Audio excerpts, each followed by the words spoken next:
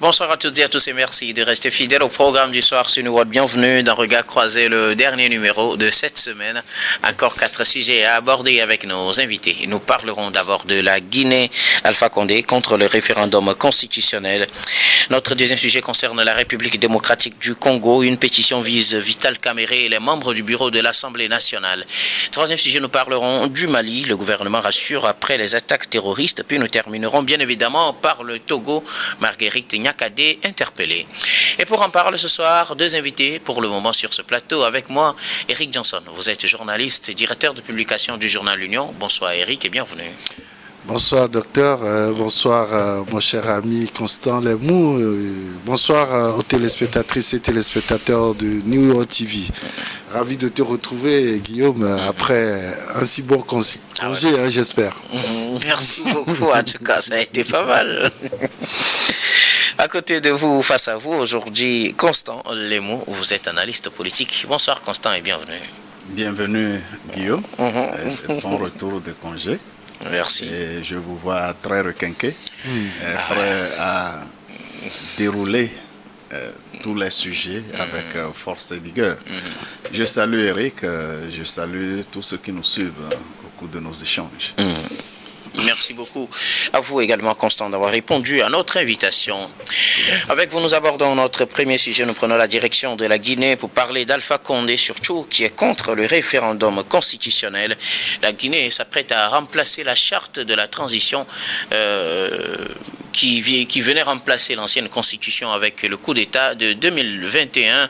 Les Guinéens sont appelés aux urnes ce dimanche 21 septembre. Ils seront environ 6,7 millions de Guinéens attendus aux urnes pour se prononcer sur la nouvelle constitution proposée par les militaires, ce qui devrait ouvrir la voie à toutes ces élections de fin de transition, sauf que l'ancien président Alpha Condé, qui avait à peine entamé son 3e mandat avant d'être renversé par les militaires en 2021, s'insurge contre cette nouvelle constitution proposée par les militaires et s'était prononcé à travers une vidéo. Nous en parlons avec nos invités. Je commence par vous, Eric Johnson. Alors, Alpha Condé, je ne sais pas, vous savez, c'est comme un voleur qui se voit en train d'être volé. Et c'est tout à fait logique qu'il ait cette réaction d'abord. Hein. Il n'est plus au pouvoir. Il n'est plus au pouvoir, justement. Il n'est plus au pouvoir, justement, parce que lui-même, il est passé par là. Et il sait de quelle manière là tout ceci s'organise. Et donc, tout en n'étant pas d'accord personnellement sur ce qui se passe en Guinée, je pense que à un certain moment, il faut avoir un dépassement de soi, se surpasser pour regarder un peu de l'avant. C'est vrai que ce référendum constitutionnel est rejeté par la majorité des cadres, des leaders de l'opposition, tout simplement parce que ils n'ont pas participé à son élaboration et ils se disent que c'est une ouverture d'un boulevard grandissant pour l'actuel chef de la junte, Mahamadou Doumbouya. Donc je crois que Alpha Condé, il est dans son rôle parce que lui-même il a imposé une constitution à son peuple, ce qui lui a permis de briguer, de commencer par briguer un 3e mandat et qui malheureusement l'a emporté. Aujourd'hui, face à cette situation, il estime, sachant très bien que ce référendum ne va pas forcément permettre aux Guinéens de s'exprimer de façon libre et de façon démocratique. Aujourd'hui, Alpha Condé conteste ce référendum parce que visiblement il y voit quand même une porte encore fermée devant eux tous qui sont en exil, ceux qui sont en prison. Je veux parler de cette opposition décapitée par la junte au pouvoir en Guinée.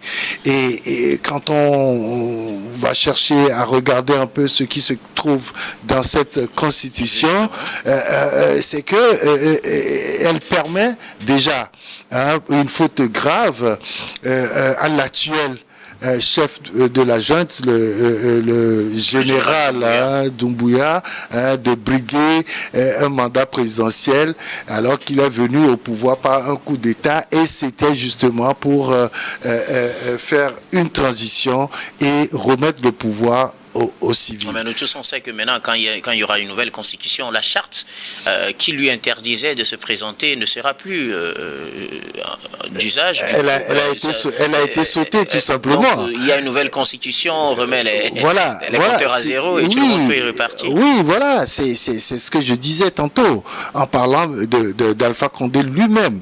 Quand il imposait sa constitution au peuple guinéen, il n'était pas quand même prêt à quitter le pouvoir. Et donc, il est en train d'entrevoir une telle possibilité au chef de la junte guinéenne, Doumbouya.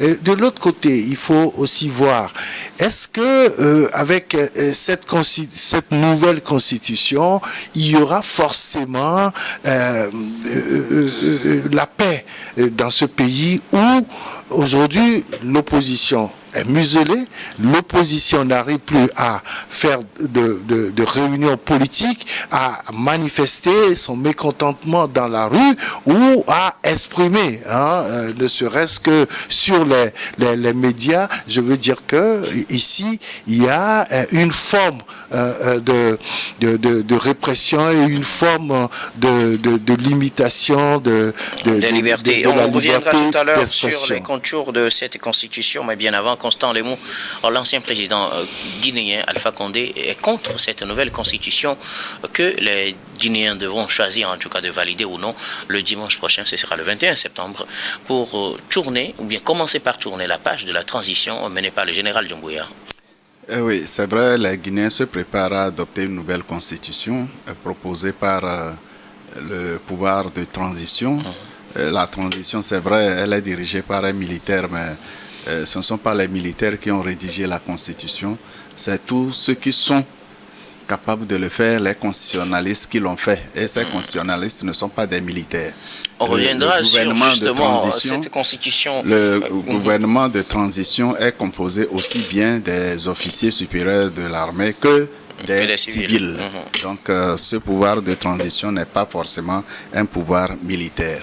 Je vois plutôt cette démarche assez positive, c'est-à-dire adopter une nouvelle constitution commence à mettre fin à la période de transition, puisque après l'adoption de cette constitution, et après le référendum, je veux dire, on devrait se lancer dans l'organisation de nouvelles élections. Oui. Maintenant, ce que dit Alpha Condé, bon, il a ses raisons qui lui sont propres. Quand on montre l'horizon à un imbécile, lui regarde le bout du doigt. C'est normal qu'il voit notre général président de transition un potentiel candidat aux élections après le référendum. Alors, est-ce être général ou être président de transition garantie d'office qui va gagner les élections? Je préférerais que l'opposition et Alpha Condé en particulier, s'ils veulent que le général Doumbouya ne soit plus président, alors qu'il travaille et qu'il gagne les élections, qu'il s'assure que les élections seront organisées dans de très bonnes conditions, garantissant la transparence du vote, et puis c'est la Guinée qui gagne. L'autre, Alpha Condé lui-même, mais c'est ce qu'il a fait. Avant que cela l'emporte, il a forcé pour faire un troisième mandat alors que la Constitution prévoyait deux mandats. Et puis, c'est dans le sang qu'il a passé de force pour se maintenir au pouvoir. Et c'est pourquoi Mamadi Doumbouya a été applaudi lorsqu'il a déposé. Et je pense qu'il n'est pas assez un exemple recommandable pour se prononcer sur la volonté de Doumbouya de se maintenir au pouvoir ou non. Mais n'est-ce pas parce qu'il a fait déjà l'expérience là qu'il sait sur quel chemin se met déjà Doumbouya? Parce que lui, il est passé par là en tout cas. Là, ça fait son problème personnel. Est-ce que c'est un problème personnel puisque ça engage toute la Guinée? Mamadi Doumbouya est une personne. Et ce n'est pas un opposant ou un partisan qui décide du maintien ou non du général au pouvoir. C'est le peuple qui adopte la Constitution. C'est le peuple qui choisira le prochain président de la Guinée. Aller en avant pour dire que Mamadi Doumbouya veut se maintenir au pouvoir, eh bien, le référendum, ce ne sont pas les élections présidentielles. Hein? Et puis, c'est un aveu de faiblesse que de penser que si Mamadi Doumbouya déposait sa candidature, ses opposants n'auront pas la chance de gagner.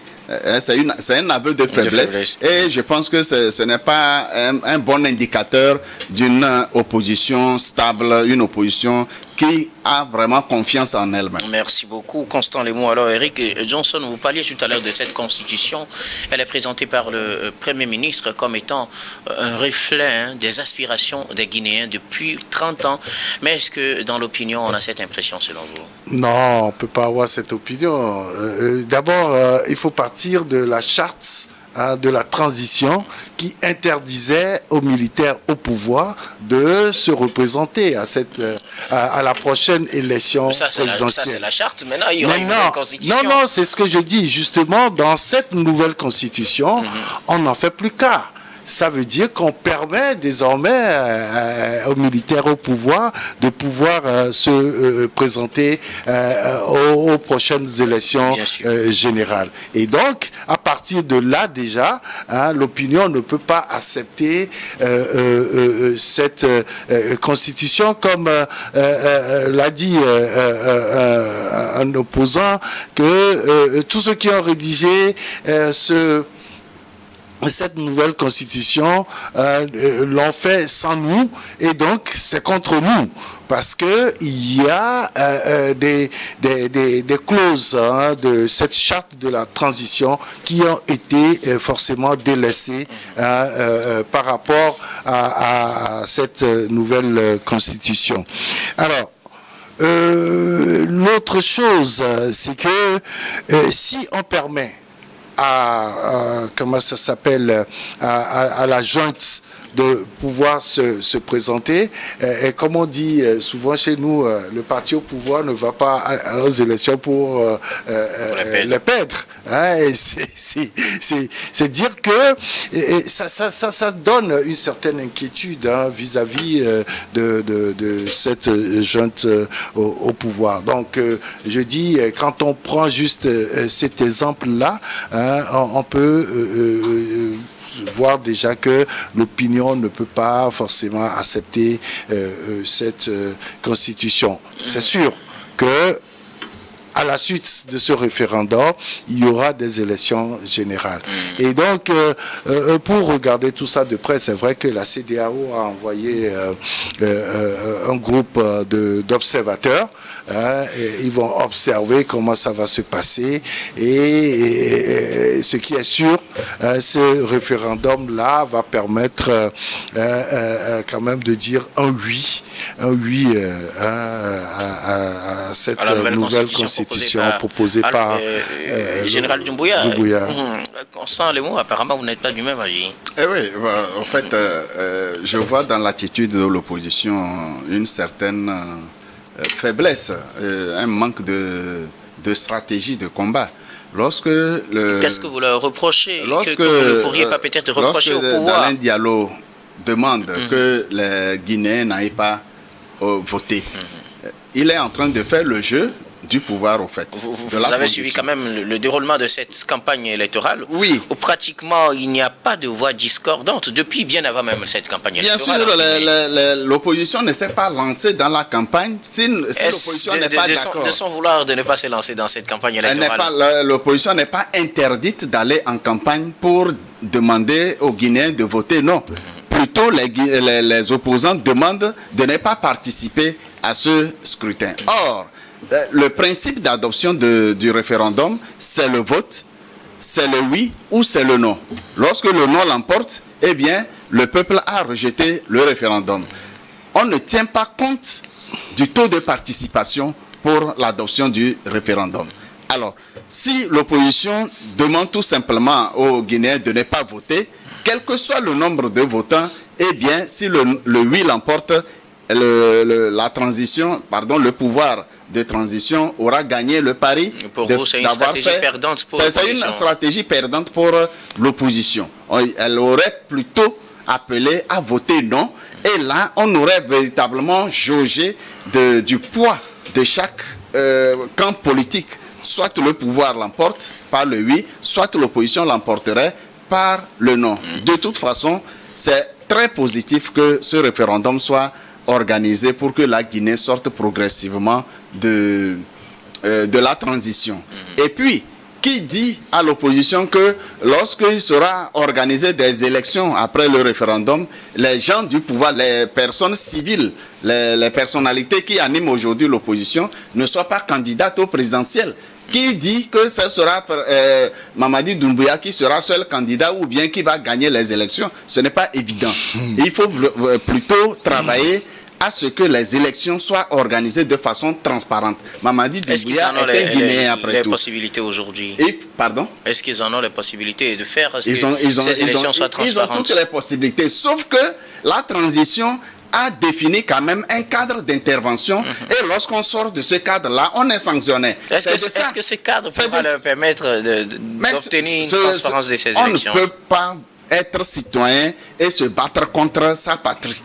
Ce n'est pas possible. Ce sont des comportements antipatriotiques qui ont amené les tenants du pouvoir à prendre des sanctions disciplinaires contre ces responsables. Merci beaucoup. Il faut que progressivement on sorte de notre tête que les officiers de l'armée ne sont pas capables de diriger le pays. On peut demander jusqu'à la constitution actuelle. Le projet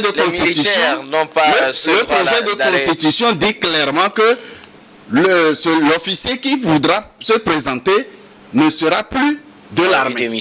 Ça c'est clair. Quand un militaire, un officier soit-il, démissionne de l'armée, il devient civil. Et il a le droit de se présenter à toutes les compétitions électorales. Eric, quelques secondes. Alors, je voudrais dire, de façon singulière, je suis toujours contre la politique de la chaise vide.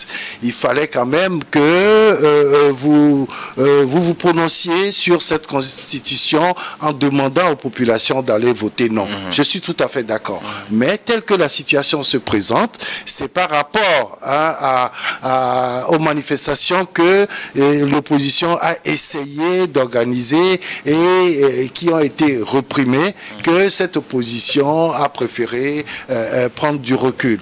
L'autre chose très, très importante dans cette constitution-là, c'est qu'il y a une amnistie générale pour tous les membres de la junte. Alors, si tel est le cas, ça veut dire que lorsque l'opposition va se hasarder la loi ne dit pas amnistie générale pour tous les hommes de la junte, même les opposants qui ont commis à un moment donné un certain nombre font partie de cette amnistie. Merci beaucoup. Ce n'est pas seulement pour la junte. Merci beaucoup. On vous a compris. Nous allons marquer la première pause, puis on reviendra tout à l'heure pour la suite de cette émission.